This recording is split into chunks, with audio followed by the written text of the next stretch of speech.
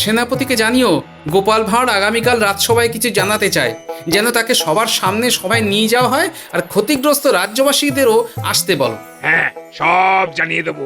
এখন তুমি চুপ করে বসো।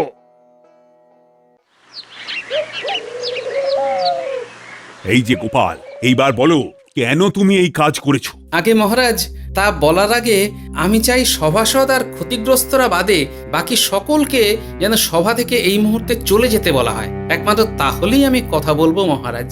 কেন? সকলের সামনে তোমাকে স্বীকার করতে হবে। সকলের সামনে বলতে হবে।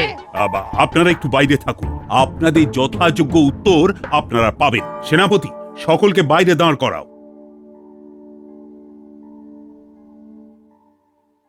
এইবার তো বলতে পারবে নাকি আরো কিছু করতে হবে?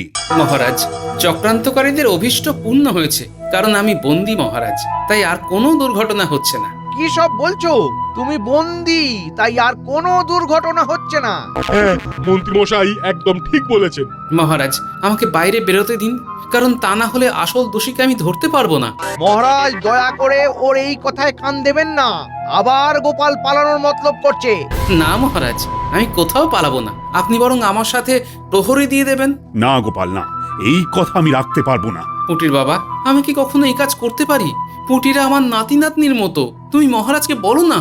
গোপাল দাদাকে ছেড়ে দিন, গোপাল দাদাকে একবার সুযোগ দিন। ঠিক আছে গোপাল, পুঁটির বাবার কথায় আমি তোমায় ছাড়লাম, কিন্তু সব সময় তুমি নজরদারিতে থাকবে। কোথাও পালানোর চেষ্টা করলে কিন্তু বিপদ। যথা আজ্ঞা মহারাজ। সেনাপতিকে দুপুরে বাড়িতে ডাকতে